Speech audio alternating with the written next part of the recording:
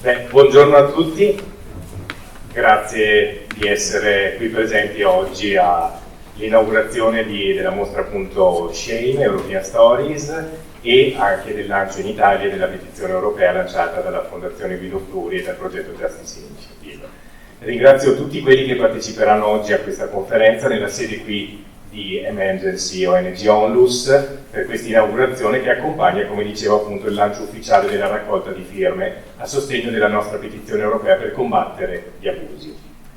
Innanzitutto desidero ringraziare di cuore Emergency ONG Onlus, con cui collaboriamo e che ha reso possibile questa mostra accogliendoci nei suoi spazi, in particolare la Presidente Rossella Micio, che so che è in missione, possiamo dire, e Manuela Valenti, che è qui come appunto rappresentante. Ringrazio pure l'onorevole Emma Bonino, che è in collegamento appunto in videochiamata, già Ministro degli Esteri, Commissario europeo e leader di Più Europa, e la dottoressa Luisella Pavan-Wolf, che è la rappresentante italiana dell'ufficio italiano appunto a Venezia del Consiglio d'Europa. Inoltre appunto ringraziamo anche tutte le vittime che sono qui presenti, Francesco, Irene, Alessandro e Cristina, i genitori che sono venuti oggi a portare appunto la testimonianza di quello che è appunto un fenomeno purtroppo in grande crescita. E da ultimo, ma come si dice last but not least, un grazie particolare a Guido Fluri per l'iniziatore del progetto europeo Justice Initiative, European Response to Child Abuse, perché senza di lui non sarebbe potuta nascere quest'onda di protesta contro gli abusi che si sta espandendo in tutta Europa. Grazie a tutti.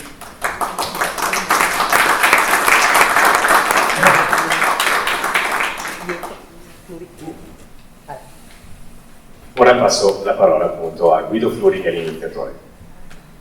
Dear Emma Bonino, dear Luisella Wolf, dear Manuela Valenti, dear Simone Padovani, our great photographer, but above all, dear survivors, dear Francesco, Irene, Alessandro and Cristina. It is a great honor to be here in Milan and to be able to present our exhibition chain, European Stories. The people who had their pictures taken bear witness, their stories of abuse, our stories of survival and stories of living on. The exhibition should open our eyes. Ladies and gentlemen, I have traveled across Europe this last month. I have met victims of abuse from Romania, from Spain, from France, from the Balkans, from Sweden, from Finland, Belgium, Germany, and Italy, of course. The consequences of abuse are devastating and they last a lifetime. Illness, poverty, loneliness, broken relationships, and destroyed families, and also the many suicides resulting from childhood abuse. Ladies and gentlemen, Europe is a haven for human rights. Children are the weakest in our society. We must protect them. This is how we can prove the strength of our democracy and the values of our society.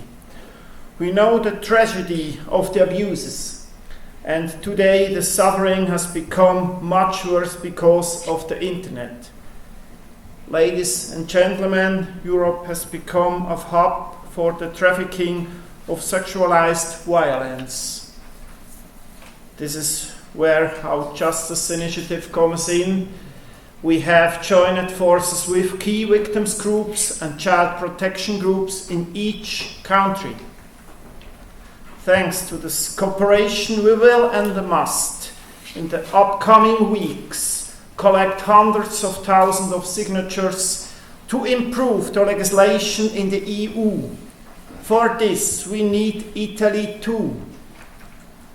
The petition we have developed with child protection specialists and victims groups from across Europe acts on two central levels. First, the victims of the past, the survivors, should receive more support. Here we have a global approach. Second, we want to stop the flood of abuse images in the internet. That's why we support in the EU Commission's plans to strengthen this protection. Ladies and gentlemen, we say enough is enough. Sexualized violence in the internet must be stopped, because behind every picture is abuse. Behind every picture is the suffering of a child. We all have a responsibility here. That is why we are launching our petition. We call on the citizens of all European countries to support this petition. We need all of you to carry this petition. We need 100,000 signatures from Italy. This will be an important signal. Please sign our petition. Thank you very much.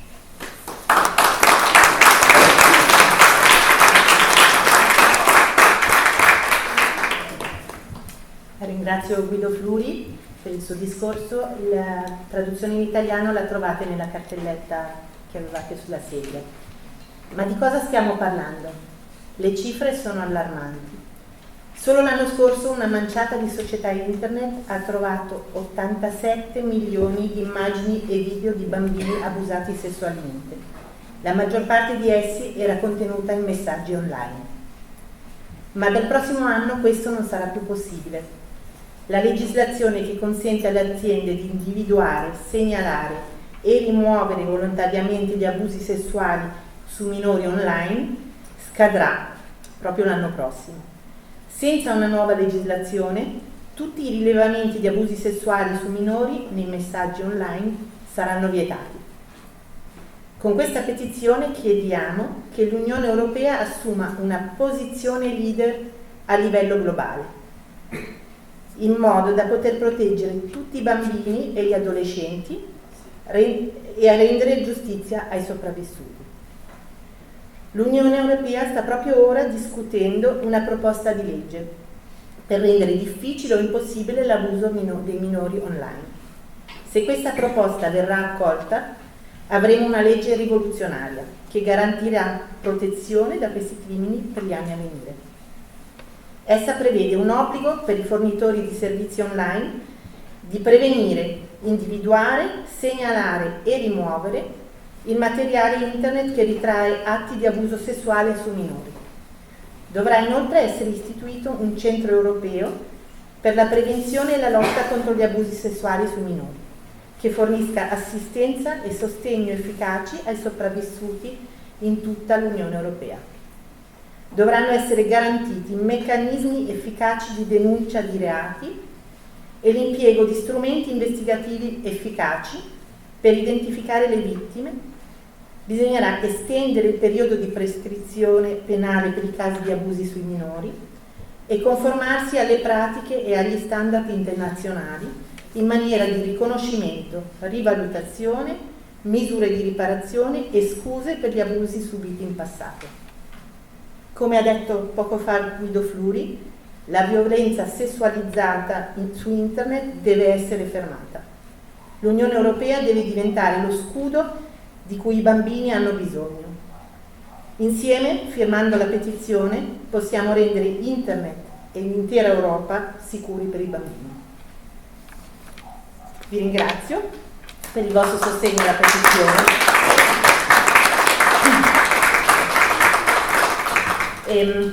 Ora sono onorata di cedere il microfono alla dottoressa Luisella Paman-Wolf, direttrice dell'Ufficio Italiano del Consiglio d'Europa, che da tempo sostiene il nostro lavoro e grazie ai cui uffici abbiamo potuto ottenere il patrocinio del Consiglio d'Europa. Prego. Grazie e buongiorno a tutte e a tutti. Buongiorno Presidente, buongiorno onorevole Bonino. Un bambino su 5 in Europa è vittima di una qualche forma di violenza sessuale e nel 75% dei casi l'autore è noto alla vittima. Ci sono tante forme di abuso sessuale sui minori: incesto, pornografia, prostituzione, tratta, corruzione, violenza sessuale tra pari. Le giovani vittime, oltre a un'intollerabile violazione fisica, subiscono anche danni alla loro salute mentale e ai legami di fiducia con gli adulti. I bambini abusati spesso si rifugiano nel silenzio perché provano vergogna, senso di colpa, paura, e alcune vittime sono talmente giovani che non hanno idea di cosa stia succedendo e non sanno dove cercare aiuto. I racconti raccolti dalla Fondazione Fluri, le fotografie di questa mostra ci dicono come le conseguenze dell'abuso possano accompagnare i bambini durante tutto l'arco della vita. Il calvario non sempre finisce quando viene rivelato l'abuso. Spesso i bambini sono anche vittime di scappatoie legali o di servizi sociali carenti. La condanna di un colpevole non sempre significa che sia stata fatta giustizia. L'entrata in vigore nel 2010 della Convenzione di Lanzarote, la Convenzione del Consiglio d'Europa per la protezione dei minori contro lo sfruttamento e gli abusi sessuali, rappresenta un progresso significativo nella prevenzione della violenza sessuale, nella protezione dei minori e nella lotta contro l'impunità. La Convenzione è il primo strumento di diritto internazionale che tratta come crimine l'abuso sessuale dei bambini, indipendentemente dal fatto che sia commesso a casa, in un istituto di assistenza per l'infanzia, attraverso reti di criminalità organizzata o su internet. La Convenzione prevede di aumentare i tempi di prescrizione legale dei diversi reati, una norma che sta a cuore a Guido Fluri e per la quale si sta battendo con la sua fondazione. La Convenzione di Lanzarote in Italia è stata ratificata nel 2013 ed è entrata in vigore lo stesso anno. A seguito di questo il nostro Paese ha introdotto norme di adeguamento dell'ordinamento interno per recepire i contenuti del testo internazionale. Le modifiche del Codice Penale e del Codice di Procedura Penale non solo hanno inasprito le pene previste per la pedofilia e per la pedopornografia, ma hanno anche modificato e aggiunto nuovi reati. Per esempio è stato introdotto il delitto di adescamento di minorenni e la fattispecie di istigazione a pratiche di pedofilia e di pedopornografia. Ma questo non deve essere la fine di quello che stiamo facendo per i nostri bambini. Come ha detto molto eloquentemente il presidente Fluri, a livello dell'Unione Europea si può e si deve consolidare ulteriormente questo quadro legislativo. Iniziative come quella di oggi sono essenziali perché sensibilizzano l'opinione pubblica e il legislatore. Sono un passo importante per far cambiare le cose. Grazie quindi alla Fondazione Guido Fluri per l'impegno profuso con la sua Justice Initiative e per la difesa dei diritti dei bambini. Diritti fondamentali e inalienabili, diritti umani. Firmiamo tutti la petizione Fluri. Grazie.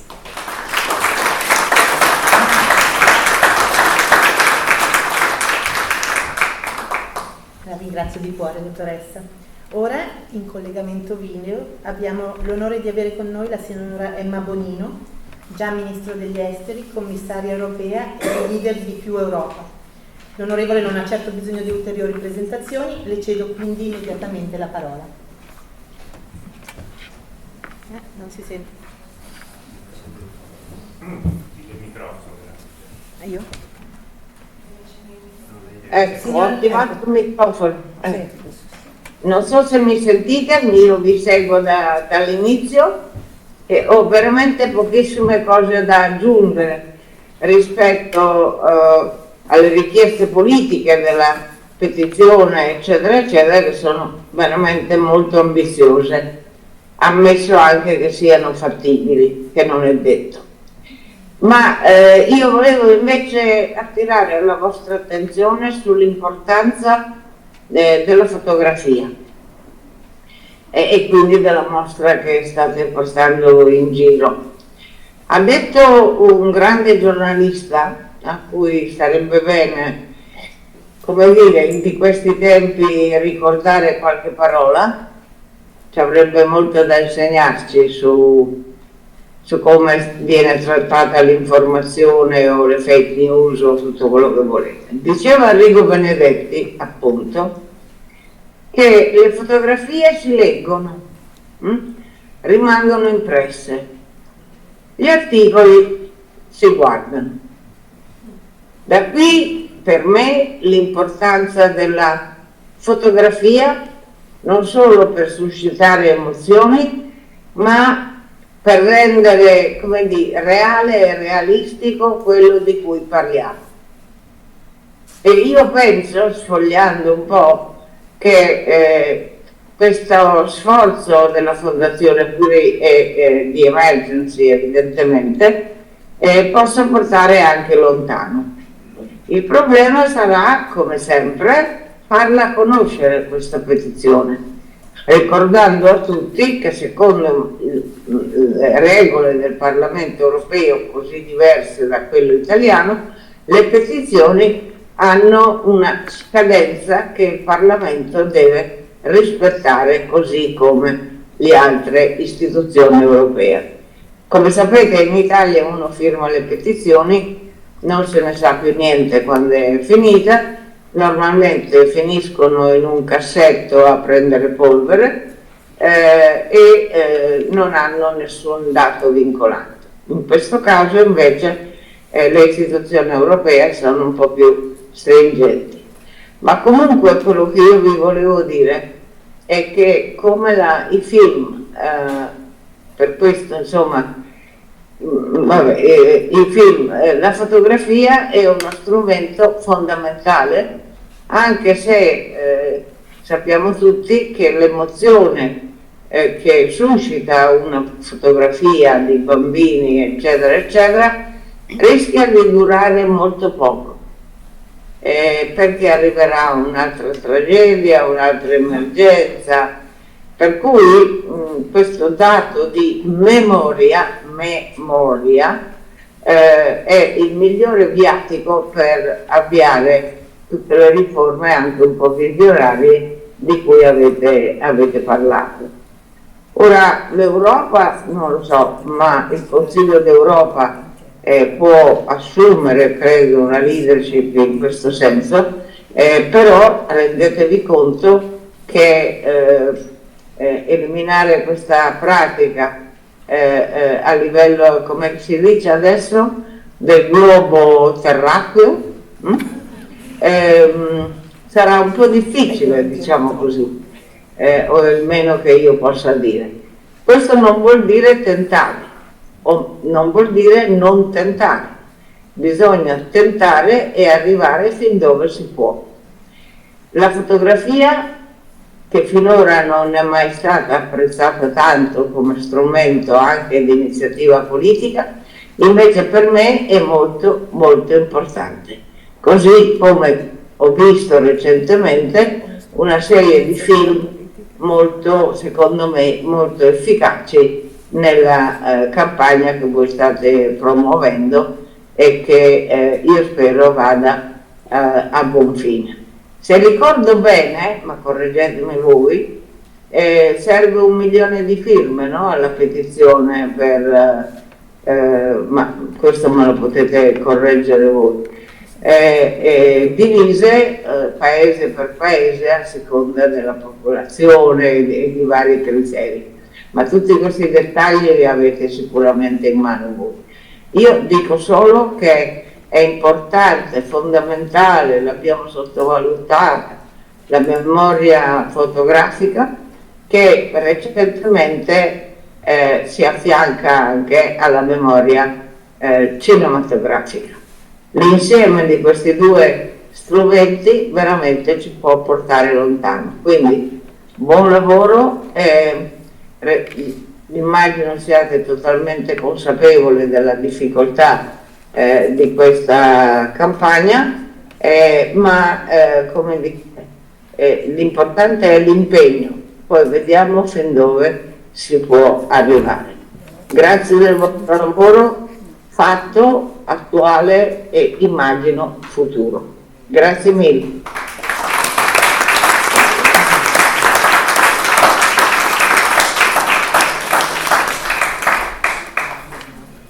Ringraziamo l'onorevole Bonino per le sue parole e per il suo sostegno al nostro progetto. Sono per noi molto preziose. Emergency ha fin da subito sostenuto Justice Initiative, dapprima ospitando la mostra Shame nella sua sede di Venezia lo scorso anno e ora mettendo a disposizione questi meravigliosi locali al Giardino qui al centro di Milano. Siamo estremamente grati all'organizzazione per questo suo appoggio. Ora per Emergency prende la parola Manuela Valenti, capo della divisione medica. Prego Manuela. Buongiorno a tutte e tutti, è veramente un piacere e un onore fare gli onori di casa a Casa Emergency, e parlando di diritti dei bambini da pediatra non potevo assolutamente mancare a questo appuntamento. Gli interventi che mi hanno preceduto ovviamente hanno colpito un focus ben preciso, e quello che vediamo nel nostro lavoro quotidiano, in tutti i progetti all'estero, ma non solo, è che molti sono in realtà i diritti che vengono negati ai bambini, e nel lavoro quotidiano che svolgiamo da operatori sanitari, perché in fondo è quello che facciamo, riusciamo a garantire alcuni dei diritti fondamentali. Il primo di tutti chiaramente è il diritto alla salute. Forse non ci pensiamo perché siamo abituati a vivere in Italia, dove insomma comunque in qualche modo, nonostante tante difficoltà, abbiamo un sistema sanitario nazionale che funziona. Quello che vediamo nei nostri progetti è che molto spesso gli ospedali governativi non sono in grado di rispondere alla necessità della popolazione, in primis a quelli dei bambini, se pensiamo a quella che è ancora la mortalità dei bambini sotto i 5 anni nel mondo, e laddove anche c'è un tentativo di garantire un diritto alla salute, questo molto raramente viene fatto gratuitamente, e le famiglie molto spesso si trovano a dover scegliere se in occasione della malattia di un figlio possono permettersi una cura medica oppure devono impiegare quel poco denaro che hanno a disposizione per sfamare il resto della famiglia. E allora in tutti i nostri progetti c'è sempre una grandissima attenzione sui bambini, intanto per questioni estremamente pratiche e tangibili. Nella maggior parte dei paesi dove lavoriamo la popolazione è molto più giovane rispetto alla nostra.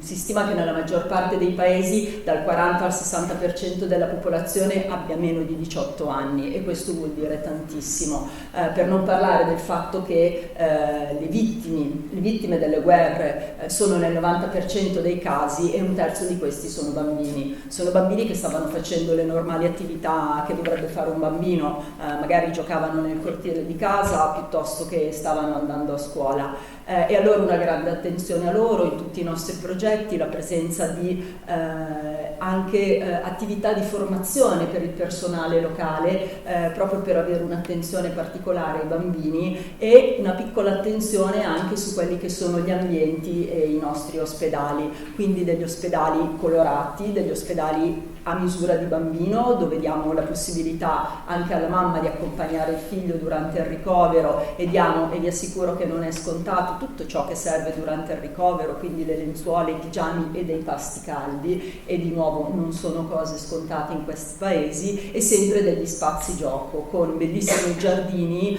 e degli scivoli o delle altalene, perché sicuramente anche il bello è qui. In qualche modo, insomma, ci si può rifare anche a quello che è la fotografia, anche il bello è assolutamente parte della cura. Grazie.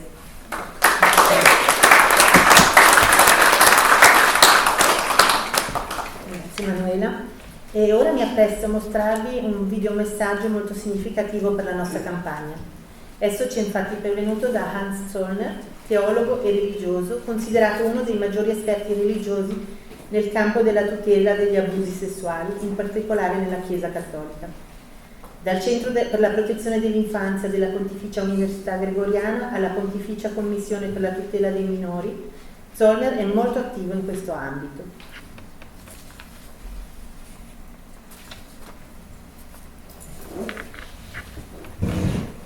Buongiorno, sono padre Hans Zollner, preside dell'Istituto di Antropologia studi interdisciplinari sulla dignità umana e sulla cura delle persone vulnerabili.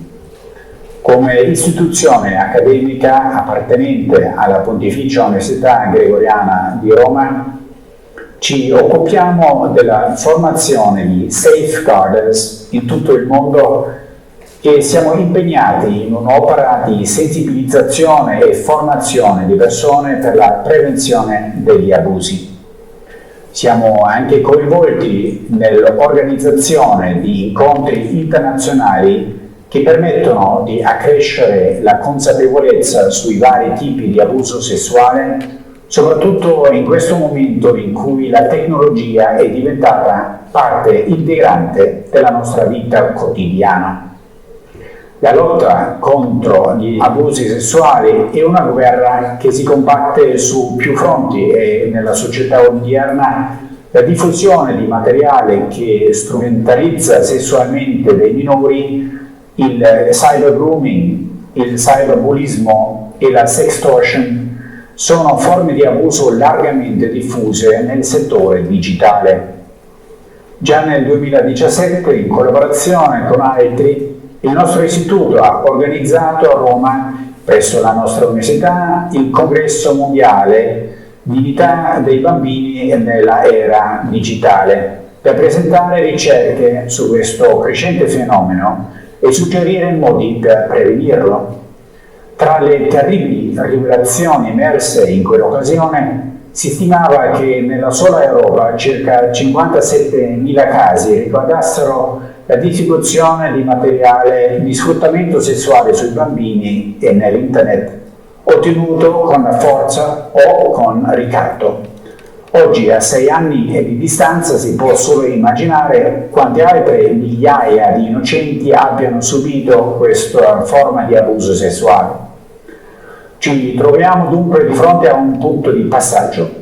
Restiamo in disparte a riflettere sulle violenze e gli orrori che continuano a verificarsi ai danni dei bambini e delle persone vulnerabili, o ci facciamo finalmente avanti e diciamo: quando è troppo, è troppo. Pensando a tutto questo, esprimo il mio sostegno alla petizione presentata dalla Justice Initiative, che sollecita l'Unione Europea ad aumentare gli sforzi per sostenere e assistere i sopravvissuti agli abusi sessuali sui minori, tra cui la prevenzione, il riconoscimento, la denuncia e la eliminazione degli abusi sessuali sui minori online, nonché l'istituzione di un centro che fornisca il sostegno e l'assistenza tanto necessari ai sopravvissuti in tutta l'Unione Europea.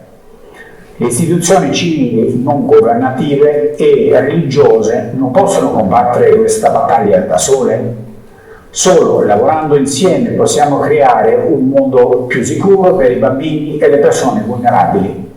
Grazie per il vostro impegno a favore della sicurezza e della prevenzione e per la vostra firma sulla petizione per un internet che sia più sicuro per i bambini. Safer for Kids.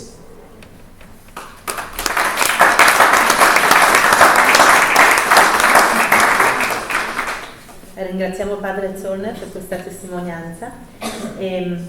Ha già parlato prima in qualità del direttore della campagna italiana di Justice Initiative, ma ora do di nuovo la parola a Simone Padovani, che è il nostro fantastico fotografo che ha realizzato questi meravigliosi ritratti che vedete in giardino. L'anno scorso ha viaggiato per tutta Europa realizzando una 70ina di fotografie e di interviste con le vittime, e ora cedo la parola a lui per raccontare brevemente questa esperienza. Grazie Vera, grazie a tutti per i vostri interventi molto sentiti, grazie di nuovo a tutti per essere qua. Questo vuole essere un piccolo pensiero a chi ha deciso di mostrarsi con coraggio e far vedere quello che significa essere una vittima, quello che significa essere parte di quello che è il trascorso di una vittima. Questo viaggio che ha descritto Vera è stato un viaggio molto toccante, è stato un viaggio che mi ha fatto incontrare degli esseri umani che ho percepito come ancora esseri umani e allo stesso contempo invece non riuscire più a vedere gli altri, per gli abusatori, come degli esseri umani. Vado un po' anche a lettura perché comunque l'emotività è abbastanza forte in questo momento.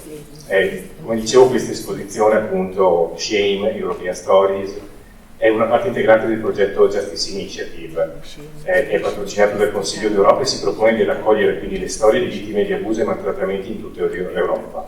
Io ho realizzato finora all'incirca quasi un centinaio di ritratti e video interviste, alcuni li vedete qua, altri li vedete appunto nel libro digitale che è stato realizzato e anche nella versione poi cartacea. Quello che ho cercato di raccontare e trasmettere, ecco, è come la vita delle persone, delle vittime, dei sopravvissuti, in qualche modo nel momento dell'abuso subisce una rottura. Noi abbiamo la capacità e la possibilità di vivere una linea evolutiva. Nel momento in cui accade l'abuso si crea una frattura e si crea una linea di vita parallela che per chi non ha sofferto questo è difficile da comprendere, ma credetemi è una linea parallela che porta conseguenze fino alla fine della vita. Ed è proprio per questo che a tutte le persone che ho intervistato, che ho avuto l'onore di poter essere di fronte alla mia macchina fotografica, ho sempre detto a tutti loro che sono degli eroi per me, perché nonostante quello che hanno subito, sono i primi a farsi carico per aiutare le altre persone.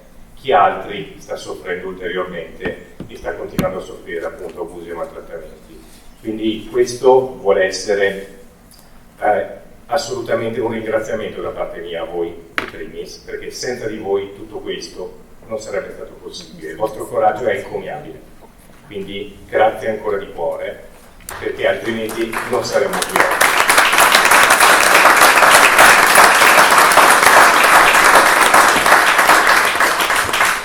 Adesso pregherei Francesco, Irene, Alessandro di prendere posto qui. Cristina.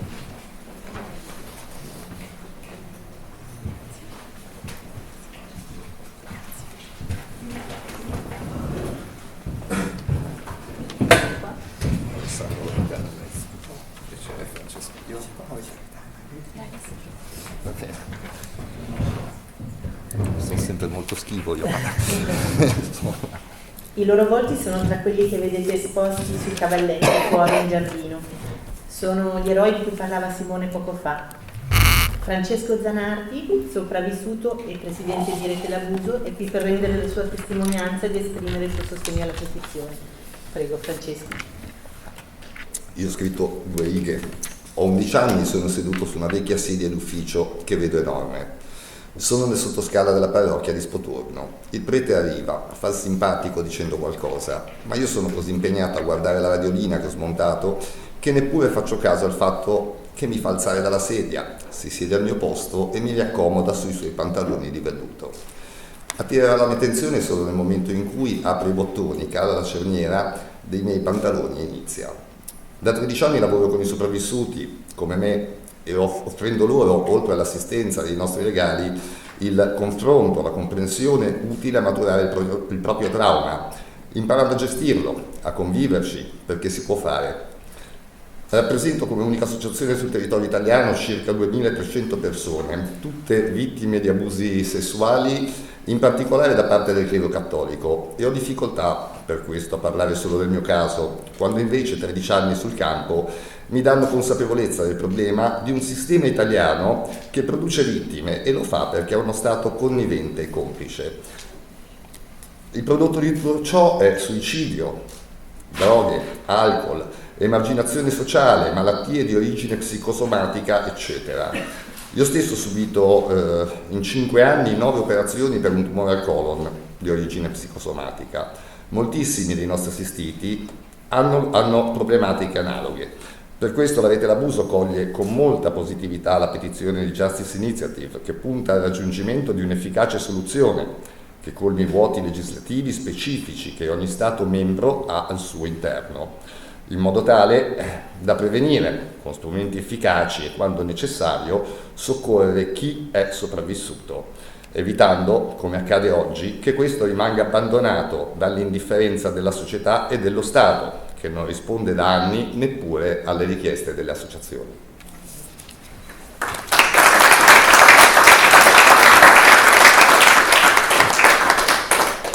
Grazie Francesco. Passo ora la parola a Irene, anche lei sopravvissuta e psicologa di professione. Prego Irene. Grazie. Ho iniziato a subire degli abusi sessuali da parte di uno zio, nonché mio padrino, quando ero solo una bambina. Ho dei ricordi molto vividi, dei momenti in cui lui mi toccava con le sue mani i miei genitali. Gli abusi sono continuati per molto tempo e, nonostante avessi trovato il coraggio di dirlo a mia madre, non sono stata subito creduta. L'ultimo episodio è accaduto all'età di 12 anni. Ricordo ancora oggi quella scena come se fosse ieri. Quel giorno mia mamma ha deciso che non mi avrebbe più portato a casa di questa persona, ma non ha avuto la forza per denunciare il fatto.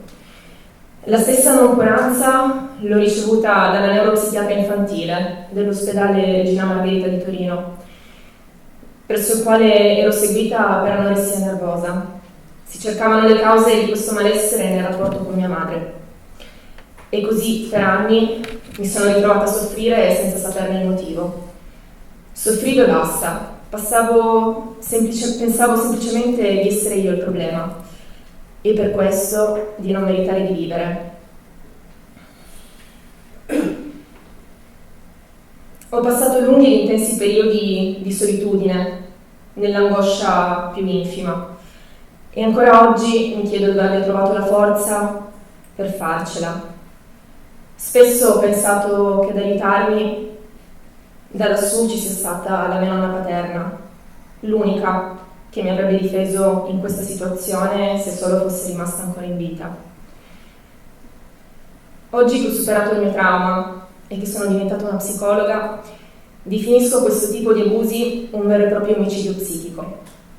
La mente del minore viene destrutturata e l'angoscia che si sperimenta è scompaginante.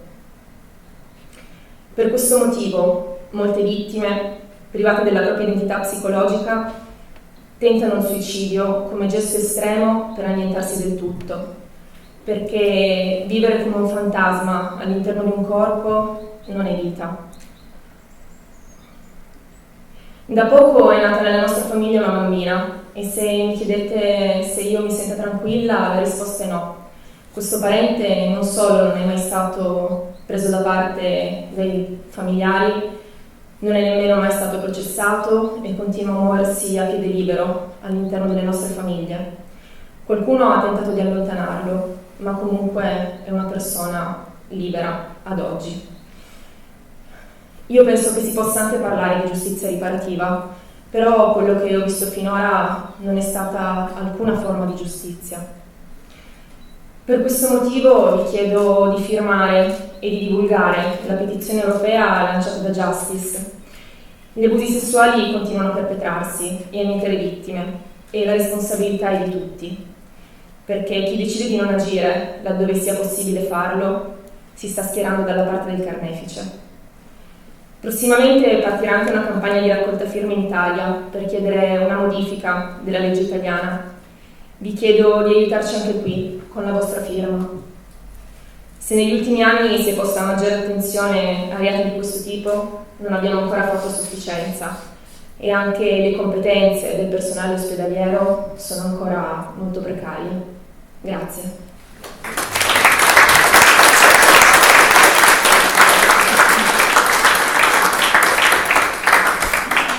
Grazie per le tue parole. L'ultima testimonianza ci viene da Alessandro, Cristina. Sono i genitori di una ragazza che ha subito abusi e che si è tolta la vita lo scorso anno. Anche loro sono delle vittime. Prego Alessandro. Buongiorno a tutti, grazie dell'attenzione e un grazie particolare a Justice Initiative e a Emma Bonino, che tra l'altro Chiara era una grande fan di Emma Bonino. E Cristina, così giusto per come aneddoto, aveva deciso di non andare a votare nelle ultime elezioni, ha tritato la sua scheda, poi è andata a recuperarla, a farsela rifare all'ultimo momento per andare a dare il voto che Chiara avrebbe voluto dare. Quindi grazie a Emma per il suo apporto. Io e Cristina siamo qua in veste di testimoni. Nostra figlia si è tolta la vita una sera 4 febbraio del 2022. La sua frattura, come giustamente l'ha chiamata Simone Padovani, è avvenuta che era piccolina, era avvenuta ad opera di un insospettabile, perché i mostri, come tutti i mostri, si nascondono molto bene, nei luoghi più impensabili. Quindi è importante avere molta attenzione, imparare ad affinare le nostre sensibilità, affinare la nostra capacità di percepire le emozioni di chi ci sta a fianco, in quanto più si è piccoli e più purtroppo la mente rimuove il trauma, ti porta distante, lo nasconde e alle volte lo recupera a distanza di 10, 15, 20 anni. Quando ormai il danno è talmente grave, talmente devastante, che anche la migliore psicoterapia del mondo, il migliore farmaco del mondo, il migliore psichiatra dell'universo non è in grado di ricomporre quelle migliaia di pezzi in cui il tuo cuore ormai è andato. Ogni mattina queste persone devono ricomporre i cocci della loro esistenza e provare a trovare un motivo buono per continuare a vivere. Alle volte la dissociazione, quel trauma dissociativo che avviene da piccolini e che ti accompagna tutta la vita, o si accompagna col dolore o alle volte ti conduce a qualche decisione ineluttabile, quale quella di fare uno switch off, porre fine alla tua esistenza. Quindi c'è un termine che congiunge le vittime degli abusi con i genitori delle vittime degli abusi, quello del survival. Siamo tutti dei sopravvissuti, ma non sappiamo neanche fino a quando. E anche quelli che attualmente soffrono sono ancora a rischio di suicidio se vedono che il loro dolore non viene visto e non viene riconosciuto e non viene condiviso. In questo momento solo il riconoscimento del dolore, la condivisione del dolore, la partecipazione a questa mozione che è etica, morale e dà voce a chi la voce non ce l'ha più, può dare un effettivo aiuto all'universo uomo intero. C'è una bella frase che ho sentito in televisione da parte di Mauro Corona, che dice che quando a una farfalla tocchi le ali smette di volare. È una bellissima frase, c'è da rifletterci e in questa frase c'è tutto. Gli esseri più piccoli, i bambini, sono degli esseri estremamente fragili, basta poco, apparentemente poco. L'abuso può essere di vario genere e tipo, ma il danno che viene creato è comunque enorme e si protrae nel tempo.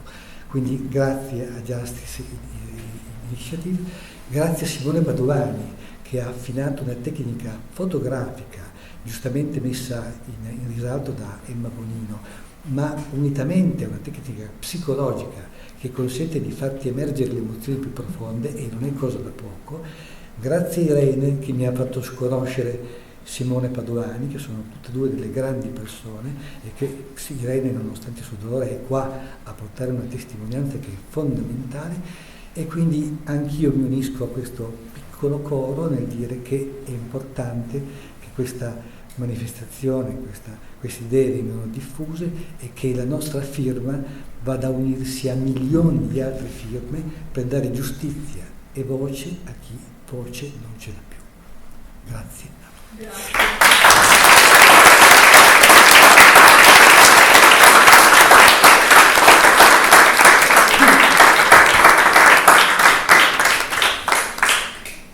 A nome di Justice Initiative e della Fondazione Guido Fluri ringrazio di cuore chi ha preso la parola oggi qua e chi ci sostiene in questa battaglia, perché è una battaglia. Sullo schermo, ma anche su alcuni pannelli, troverete il codice QR per poter firmare immediatamente la petizione, e vi invito di cuore a firmarla subito e a far circolare questo codice, a invitare tutti i vostri conoscenti a sottoscriverla. E ora vi invito anche a passeggiare nel giardino e a visitare questa splendida mostra. Il signor Guido Fluri è a disposizione per delle interviste, io provvederò alla traduzione. Grazie.